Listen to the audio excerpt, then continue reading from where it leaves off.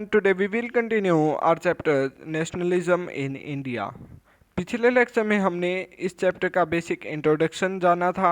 हमने जाना कि नेशन स्टेट क्या होता है और साथ ही में ये भी पढ़ा था कि नेशनलिज्म क्या होता है। आज हम पढ़ेंगे फर्स्ट वर्ल्ड वॉर के बारे में और उसी के साथ में फर्स्ट वर्ल्ड वॉर के इंडिया पे क्या क्या इम्पैक्ट थे। अब first world war broke out in 1914। 1914 में फर्स्ट वर्ल्ड वॉर शुरू हुई थी और ये 1918 में ख़त्म हुई थी। तो फर्स्ट वर्ल्ड वॉर में क्या हुआ कि first world war and its impact on India, कि फर्स्ट वर्ल्ड वॉर के क्या क्या इम्पैक्ट थे इंडिया पे, अब हम वो पढ़ेंगे। तो first world war was not fought in our country but there was a great impact on India. कि फर्स्ट वर्ल्ड वॉर का क्या हुआ कि हमारी कंट्री इन्वॉल्व नहीं थी फर्स्ट वर्ल्ड वॉर में, इंडिया में नहीं हुई थी वो फर्स्ट वर्ल्ड वॉर, लेकिन उसके अलावा भी इंडिया में उसके कि इंडिया इन्वॉल्व नहीं थी फिर भी बहुत ज़्यादा बड़ा इम्पैक्ट हुआ था इंडिया पे। अब वो क्या क्या इम्पैक्ट थे जो इंडिया पे हुए थे फर्स्ट वर्ल्ड वॉर के कारण, वो थे नेशनलिज्म वॉज क्रिएटेड, यानी कि जो देश के लोग थे, हमारे देश के जो पीपल थे, उनमें देशभक्ति की भावना आ गई थी और साथ में पेट्रियोटिज्म आ गया था और एक एकता की भावना, यूनिटी की भावना आ गई थी उनमें इस वर्ल्ड वॉर के बाद में। उसी के साथ में new economic and political situation were created. अब नई इकोनॉमिक और पॉलिटिकल सिचुएशन बन गई थी।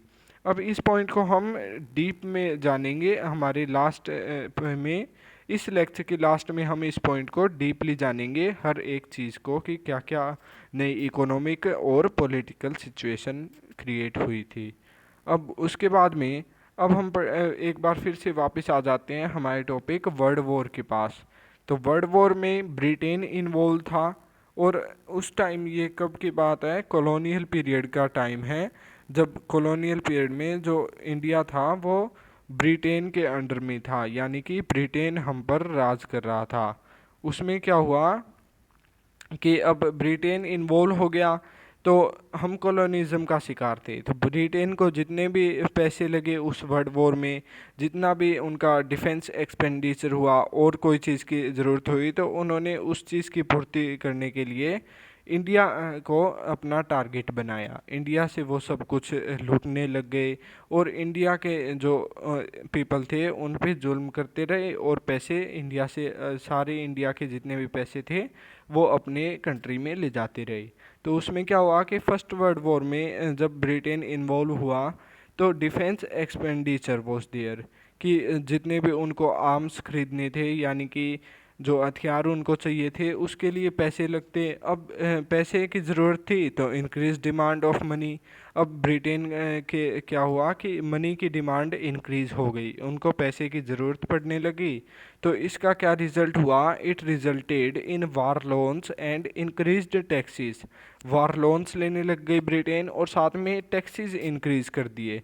अब कहाँ पे कर दिए टैक्सेस इंक्रीज, उन्होंने टैक्स इंक्रीज किए थे इंडिया में। अब इंडिया को ब्रिटेन को पता था कि इंडिया हमारी कॉलोनी है, यानी कि हम इंडिया पे राज करते हैं, तो उन्होंने सोचा कि क्यों ना हम यहाँ पे टैक्सेस इंक्रीज कर देते हैं हर चीज़ पे, हर इसेंशियल थिंग पे।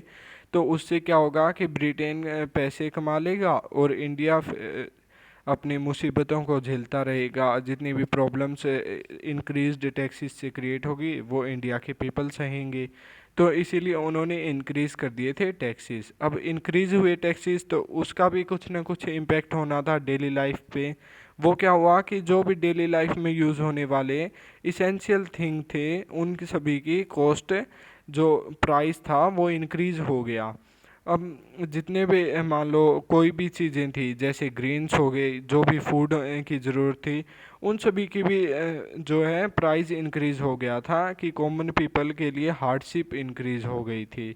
जो प्राइस इंक्रीज़ हुआ कि जो गरीब पीपल थे या फिर मिडिल क्लास पीपल थे उनके लिए हार्डशिप क्रिएट हो गई थी। Hardship for common people were increased, यानी कि अब जो कॉमन पीपल थे, यानी कि मिडिल क्लास या फिर गरीब पीपल थे, उनके लिए क्या हुआ कि चीज़ें खरीदना बहुत ज़्यादा मुश्किल हो गया था, क्योंकि उनके जो कॉस्ट बहुत ज़्यादा इंक्रीज़ हो गई थी और जो डेली लाइफ में यूज़ होते थे थिंग्स, उनकी कॉस्ट भी इंक्रीज़ हो गई थी।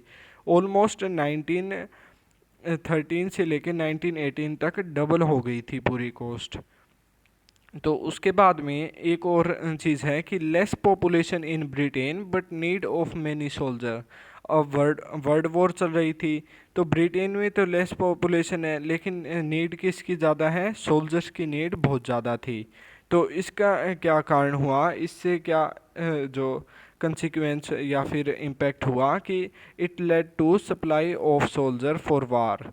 अब सप्लाई ऑफ सोल्जर कहाँ से होने लग गए, इंडिया से लोगों को पकड़ पकड़ के ले जाने लगे वो, और अपने वार में इन्वॉल्व करने लगे कि तुम हमारी ओर से वार लड़ो। अब इसके साथ इसका क्या लीडिंग हुई कि क्या इम्पैक्ट हुआ, फोर्स्ड रिक्रूटमेंट हुआ। अब इसका क्या मीनिंग हुआ, फोर्स रिक्रूटमेंट, रिक्रूटमेंट का मीनिंग होता है भर्ती, यानी कि उनको फोर्स किया गया कि तुम भर्ती हो हमारी फ़ौज में और हमारे लिए तुम इस लड़ाई को लड़ो, यानी कि फर्स्ट वर्ल्ड वार को लड़ो। तो इससे क्या हुआ कि पीपल एंग्री हो गए इंडिया के कि किसी का भाई, किसी का पति या फिर किसी का बेटा इनको ले जाया जा रहा था, वो भी फोर्स करके, बिना उनके वो नहीं चाहते थे कि उस वर्ल्ड वॉर में जाए लेकिन फिर भी उन्हें फोर्स करके ले जाया जा रहा था।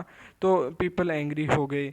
और उसी के साथ में उस टाइम क्या हो रहा था कि क्रॉप फेलियर था इंडिया में, यानी कि क्रॉप अच्छी नहीं हुई थी उस टाइम, फसल अच्छी नहीं थी, जिसकी वजह से शॉर्टेज ऑफ फूड था इंडिया में।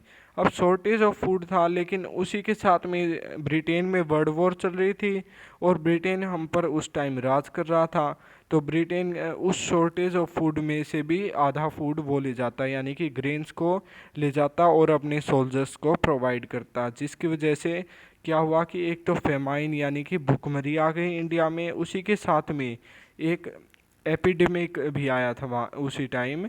कौन सा एपिडेमिक था वो, इन्फ्लुएंजा एपिडेमिक। एपिडेमिक क्या होता है, अब एपिडेमिक होता है कि एक जो बीमारी बहुत ज़्यादा एरिया में फैली हुई हो, यानी कि लॉन्ग डिस्टेंस में फैली हुई हो, उसे हम एपिडेमिक कहते हैं। अब इसमें हम कई सोच रहे होंगे कि इसमें एपिडेमिक हम कोरोना को एग्जाम्पल ले सकते हैं, लेकिन कोरोना एपिडेमिक नहीं है, ये पेंडेमिक होता है। एपिडेमिक और पेंडेमिक में भी डिफरेंस होता है।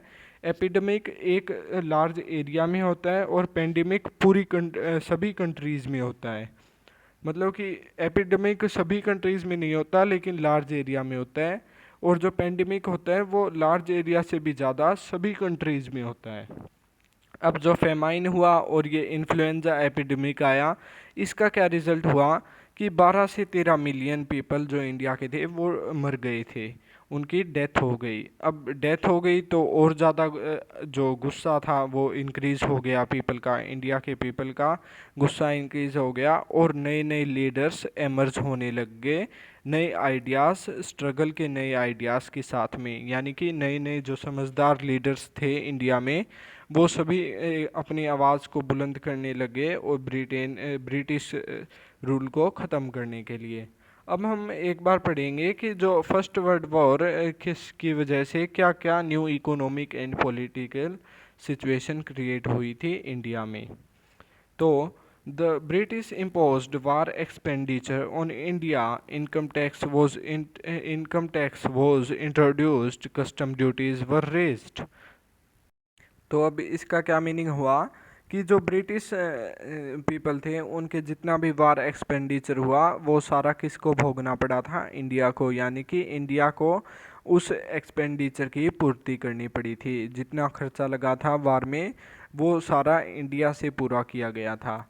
इसके साथ में कैसे पूरा किया गया था कि इनकम टैक्स यानी कि टैक्सेस लागू कर दिए थे इसेंशियल चीज़ों पे, उसी के साथ में कस्टम ड्यूटीज़ को भी और ज़्यादा बढ़ा दिया गया था। अब कस्टम ड्यूटीज़ क्या होता है, कस्टम ड्यूटीज़ होती है कि मान लो दूसरी कंट्रीज से हमारी कंट्री में कोई भी चीज़ जब इंपोर्ट होती है तो उस पर टैक्सेस लगते हैं, तो उन्हीं टैक्सेस को हम कस्टम ड्यूटीज़ कहते हैं। उन टैक्सेस को इंक्रीज़ कर दिया गया था। इसमें हम एग्जांपल ले सकते हैं ऑयल का। जैसे ऑयल जो है हमारे कंट्री यानी कि इंडिया में ऑयल इंपोर्ट होता है दूसरी कंट्रीज से, तब क्या होता है कि इस ऑयल पे टैक्सेस लगता है, जैसे कि पेट्रोल है, इन सभी ऑयल पे क्या होता है टैक्सेस लगता है, जिसकी वजह से इनके जो प्राइस है इतना ज़्यादा इंक्रीज़ होता है। इसीलिए जो वो कस्टम ड्यूटीज़ उस टाइम चल रही थी उनको ऑलमोस्ट डबल कर दिया गया था। जो टैक्सेस थे उनको बहुत ज़्यादा इंक्रीज़ कर दिया गया था। Prices of essential goods doubled during the war. इसी के साथ में टैक्स जो है वो डबल कर दिया, यानी कि इंक्रीज़ कर दिया। तो क्या हुआ कि जो इसेंशियल चीज़ें थी डेली लाइफ के लिए, उनकी भी प्राइस डबल हो गया। उसी के साथ में force recruitment was made in to be the British army, into the British army Indian army. अब ब्रिटिश इंडियन आर्मी यानी कि इंडिया के जो पीपल थे उनको फोर्स करके उनकी भर्ती की जा रही थी जो ब्रिटिश आर्मी में, तो उसे कहते थे ब्रिटिश इंडियन आर्मी। यानी कि इंडिया के जो पीपल ब्रिटिश के लिए वर्ल्ड वॉर लड़ रहे थे तो वो थी ब्रिटिश इंडियन आर्मी। उनको फोर्स करके ले जाया जा रहा था, जिसकी वजह से कि एंगर भी हो गया था, एंगर फैल गया था इंडियन पीपल के अंदर। उसके बाद में नेक्स्ट पॉइंट है crop failure resulted in shortage of food materials, influenza epidemic spread in many part of India, million of people lost their lives. अब इसके साथ में क्रॉप फेलियर हुआ, शॉर्टेज ऑफ फूड मटेरियल हो गया था। उसके साथ में हमने अभी अभी पढ़ा था कि इन्फ्लुएंजा एपिडेमिक फैल गया, और साथ में million of people lost their lives. अब मिलियन ऑफ पीपल कितने थे, वो 12 to 13 million Indian people lost their lives. That's all for today. In our next lecture, we will talk about the new leaders who emerged with new ideas of struggle. So, thank you and have a nice day.